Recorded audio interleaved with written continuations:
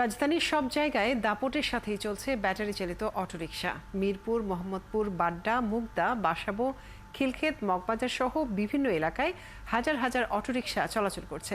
রাত হলেই গলিপথ ছেড়ে রাজপথ দাপিয়ে বেড়াচ্ছে এসব রিকশা। অনিয়ন্ত্রিত এই বাহনের কারণে পাড়া মহল্লাতেও লেগে থাকে যানজট। সাজিদ সরকারের প্রতিবেদন। ষাটোর্ধ্ব আমির হোসেন গেল 5 বছর ধরে মিরপুরে ব্যাটারি চালিত রিকশা চালান। সেই আয়ে চলে তার 3 সন্তানের পড়াশোনা, সংসার খরচ। সরকারের নতুন সিদ্ধান্তে অটোরিকশা বন্ধ হলে কি করবেন তা নিয়ে দুশ্চিন্তায় তিনি। গরিবদের একটু বিকল্প করে একটা করে দিতে হবে।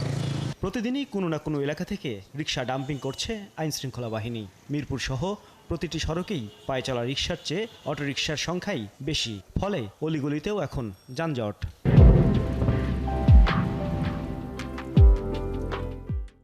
7 বছর থেকে আমি অটো চালাই, তার আগে আমি পা রিক্সা চালাইতাম। ইনপুট আউটপুট সব বন্ধ করে দিক, তাহলে তো আর কোনো সমস্যা নাই। তা যারা বাইর করছে হাঁকো ধরেন আপনারা। কিন্তু অটোরিকশাকে কেন্দ্র করে তৈরি হয়েছে আরও নানান খাত। ব্যাটারি চার্জের জন্য গ্যারেজ বা রিকশা মেরামত ও যন্ত্রাংশ বিক্রির দোকান। সব মিলে এই খাতকে ঘিরে গেল কয়েক বছরে নীরবেই গড়ে উঠেছে লাখো মানুষের কর্মসংস্থান। 5 জন 7 জন 6 জন করে সবার ফ্যামিলির মধ্যে আছে, কিস্তি আছে, নুন তোলা সবারই আছে, অনেক ক্ষতি হবে। বিক্রি করি মনে করেন পার্সপাতি আনি হাগো কিস্তি চালাই, এইরকম মনে করেন চলতে আছে, এত অনেক টাকা লস হয়ে যায়। তবে এও সত্যি, রাজধানী সহ সারা দেশেই বিশৃঙ্খল সড়ক পরিস্থিতির কারণ হয়েছে অনিয়ন্ত্রিত অটোরিকশা।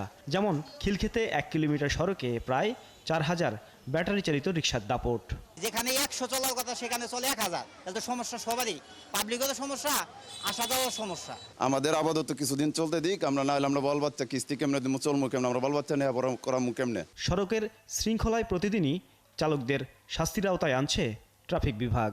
এখনো আইনগত ব্যবস্থা চলমান। আমরা আমাদের লজিস্টিক সাপোর্ট অনুসারে আমরা সবসময় আইনগত ব্যবস্থা নিয়ে যাচ্ছি। মন্ত্রণালয়ের নির্দেশে শিগগিরই রাজধানীতে এসব অবৈধ বাহন বন্ধের ব্যবস্থা নেওয়ার কথা জানালো আইন শৃঙ্খলা বাহিনী। সাজিদ সরকার, 71, ঢাকা।